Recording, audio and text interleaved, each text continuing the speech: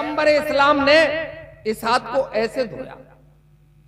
उसे पता चला कि सीधे हाथ को इसलिए इस अंदाज से धोया कि उंगलियों के पोरे नाक के करीब आ जाए, मुंह के करीब आ जाए, और ये मुस्बत शुआएं, फायदा पहुंचाने वाली रेजेस जिसमें इंसानी में हुलूल कर जाएं, प्रवेश कर जाएं, इन हो जाएं।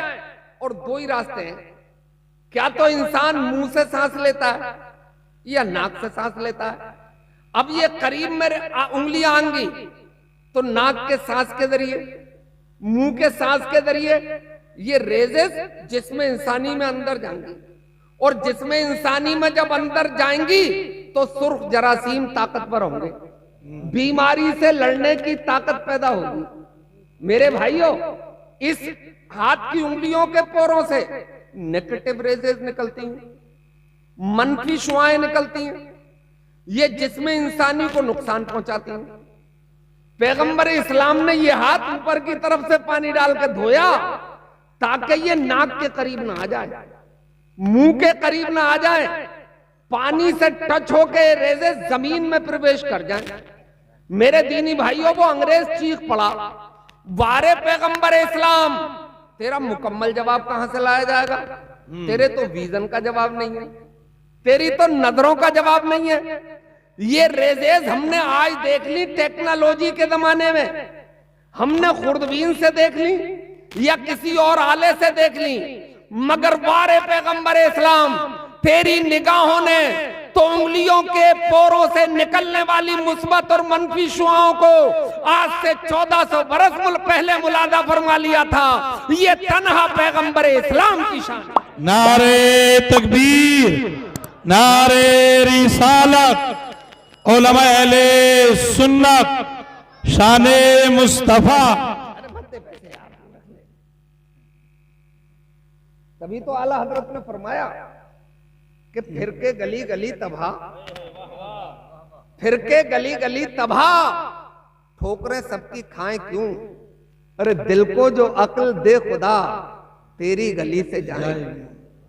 जिस तरफ उठ गई दम में दम आ गया, उस निगाहे इनायत पे लाखों सलाम। ये मुस्तफा की नजर है।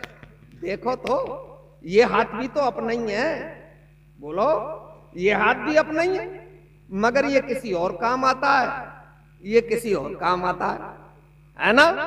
पैगंबर इस्लाम ने देख लिया था कि ये हाथ अगर ऊपर की तरफ गया तो फायदा पहुंचाएगा, और ये हाथ अगर ऊपर की तरफ गया तो नुकसान पहुंचाएगा। तो आज के साइंसदानों ने मान लिया कि पैगंबर इस्लाम का जो भी फेल है, जो भी कौल है, न उसका कल जवाब था और न उसका कयामत तक कोई जवाब हो सकता है। तो फिर भटकने की जरूरत क्या है? फिर किसी के सामने जाके इस्तगासा और कंप्लेंट केस पेश करने की जरूरत क्या है? यहीं आओ ना, इसी दरबार में आओ। वहां जाओगे तो धोखा मिलेगा, और यहां आओगे तो रहमत ही रहमत होगी। अब हजरात गिरामी, दो मैंने फर्ज बता दिए आपको, याद हो गए? पहला फर्ज क्या है? चेहरा धोना। और दूसरा फर्ज क्या है? कौनियों समेत हाथ धोना। टंकी पे भी धो तो ऐसे ही धोना, फायदा पहुंचेगा, यकीनी तौर पर मुनाफा मिलेगा। आओ, अब मैं तीसरा फर्ज बताता हूं। वमसहू बिरुसिकुम, तुम मसा करो अपने सरों का, यानी भीगे हुए हाथ से सर का मसा करो।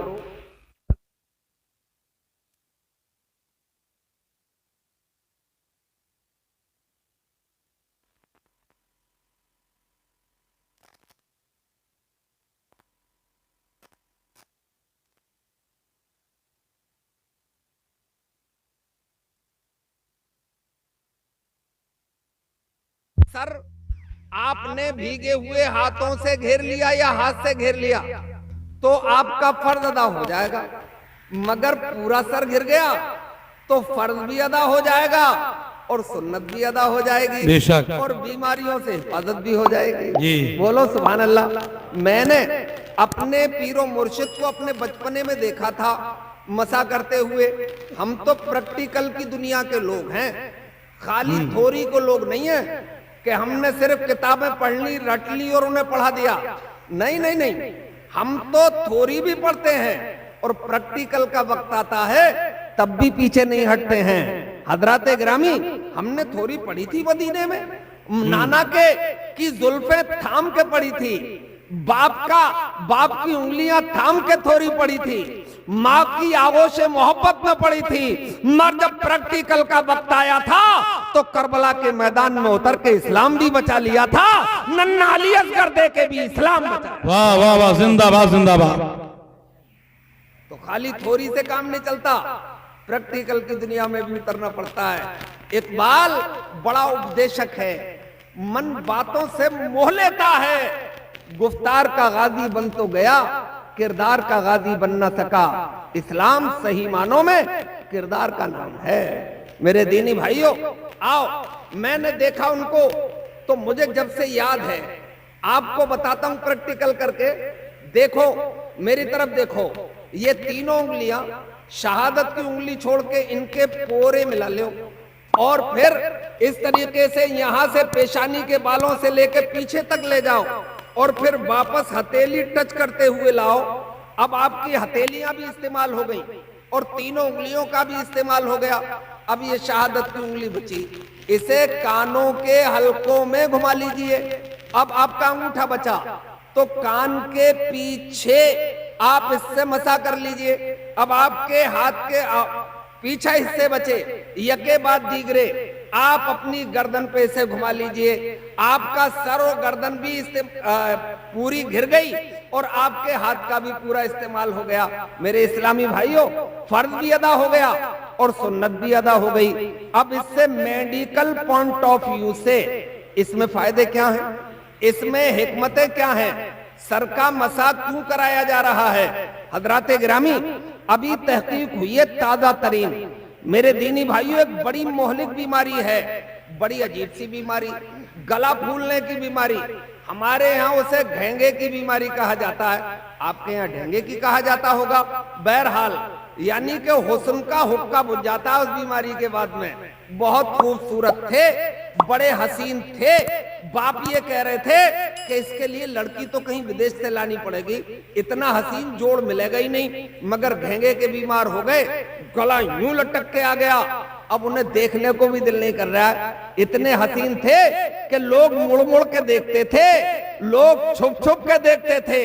हुस्न देता है दावते जलवा, पर्दे उड़ उड़ के देखते हैं मुझे, और कुछ इतना बदनाम हो गया हूं मैं कि लोग मुड़ मुड़ के देखते हैं मुझे, मगर गला लटक गया, अब कोई देखने को तैयार नहीं है। अभी ने ताजा तरीन तहकीक हुई है कि अगर भीगे हुए हाथ से दिन में कम से कम 5 बार अपने सर को मस कर लिया जाएगा तो कभी ढेंगे की बीमारी नहीं हो सकती। हज़रात गिरामी, ये वुजू है जो मैं आपको बता रहा हूँ, नमाज पे आओगे तो चीखने लगोगे। मेरे इस्लामी भाइयों, इस मसे से फायदे तो आप देखें। एक और बीमारी, एक बीमारी है सकते की बीमारी। सकते की बीमारी का मतलब ये होता है आदमी कोमे में चला जाता है और फिर आईसीयू में डाल दिया जाता है और फिर उसके आईसीयू में जाके तबाही मच जाती है। आईसीयू में जो पहुंच गया तो थोड़ी बहुत खेती वाला तो उसे झेल नहीं पाता है मेरे दीनी भाइयों, और उसे समझना बड़ा मुश्किल होता है। कोमे में चले गए, ये नस भी नहीं फड़क रही है, ये नस भी नहीं बोल रही है। एक ही नस है जो बड़ी सेंसिटिव नस है, जो कान के पीछे है। कान के पीछे वाली नस ये इतनी मुहर्रिक नस है कि इसी बड़ा हादिक हकीम, बड़ा तजर्बेकार ही समझ पाता है कि ये सकते की बीमारी में है। गुजरे हुए जमाने में न जाने कितने ऐसे लोग हैं कि जो सकते के बीमार हो गए थे और नव जिस्म ठंडा पड़ गया था और उन्हें ऐसे ही दफना दिया गया। आज भी ऐसे लोग मौजूद हैं जिन्होंने एक काजी साहब को देखा, हमारे यहाँ तीसरे दिन कब्र में से उठ के आ गए। लोग तीजा पढ़ रहे थे, मैं कफन के आ गए और जब लोगों ने देखा तो चने छोड़ के भाग गए। है ना, पता ही नहीं चला। और उन्हें दफनाइए, लंबे चौड़े आदमी थे, उन्होंने वो मटके पहले रखे जाते थे कब्र पे पटलों की जगह, उन्हें तोड़ लिया तो मट्टी नीचे चली गई होगी। बहरहाल मुमकिन है कि कब्र में से अगर जिंदा हो तो इंसान बड़ा तरकीबबाज होता है, तरकीब लगा के निकल सकता है। निकल आए वो मेरे भाइयों। ये नस बड़ी काम की नस है। अल्लाह ताला ने एक एक पार्ट जिस्म का एक एक हिस्सा बड़ा कीमती बनाया है, और इस कीमती हिस्से की वर्जिश के लिए तुम्हें वुजू जैसा तोहफा भी अता फरमाया है और नमाज जैसी नेमत भी अता फरमाई है। मगर फिर भी नारे तकबीर, नारे रिसालत, उलमा अहले सुन्नत। हजरत, आदमी पानी पीता है जब उसे प्यास लगती है। प्यास न लगे तो पानी क्यों पिएगा? बॉडी ने पानी मांगा, और बॉडी पानी कम मांगती है जब मांगती है कि जब खून गाढ़ा होने लगता है और उसके गुर्दे खून छानना और किडनी उसकी खून छानना बंद कर देती है। जब खून छानना बंद करती है तो उसे दिमाग कहता है कि भी अपना वर्क क्यों नहीं करती? बोले अब मेरे बस की नहीं है। बोले वजह? बोले खून इतना गाढ़ा हो गया है कि मेरी चल्लियों में से निकल ही नहीं पा रहा है। बोले फिर क्या करें? बोले पानी की आमेजिश होगी तभी छान पाऊंगी। तो दिमाग इसी कान की नस को हुक्म देता है कि तू थोड़ा सा लिक्विड छोड़ दे ताकि वो गले में जाए और एहसास हो पानी का। अगर ये लिक्विड ना छोड़े तो आदमी पानी नहीं पिएगा, एहसास ही नहीं होगा तो पानी नहीं पिएगा। और जनवरी में तो बिल्कुल नहीं पिएगा, दिसंबर में तो बिल्कुल नहीं पिएगा, इसलिए कि उसे एहसास ही नहीं होगा। मेरे इस्लामी भाइयों, अब ये थोड़ा सा लिक्विड छोड़ता है और वो गले में जाता है, तब पानी का एहसास होता है। ये इतनी काम की नस है और इसका वुजू में मसा करवाया जा रहा है। मेरे इस्लामी भाइयों, इसका मसा करने के बाद एक अंग्रेज ने लिखा है कि अगर दिन में 2-3 बार ही इस कान की नस का मसा कर लिया जाए और वो भी भीगे हुए हाथ से, तो इंसान कभी कौमे का बीमार नहीं हो सकता, कभी सकते की बीमारी उसे हो ही नहीं सकती है। ये वुजू का कमाल है भाई। वाह, जिंदाबाद जिंदाबाद। अब हजरात गिरामी, मैंने 3 फर्ज बता दिए। पहला फर्ज चेहरा धोना, दूसरा फर्ज हाथ धोना कोनियों समेत, और तीसरा फर्ज चौथाई सर का मसा करना। पूरा सर घेर लिया जाए तो बुजुर्गों की सुन्नत भी अदा हो जाए और बीमारियों से हिफाजत भी हो जाए। अब चौथा फर्ज है अपने पैरों को धोया करो। अब पैर भी धुल गए, चौथा फर्ज भी अदा हो गया। इसमें भी बड़ी हिकमतें हैं कि पैर से भी वुजू नहीं टूट रहा है और वुजू पैर धुलवाए जा रहे हैं वुजू में। मेरे इस्लामी भाइयों, इसमें क्या हिकमत है, इस पे जरा गौर करना है आपको।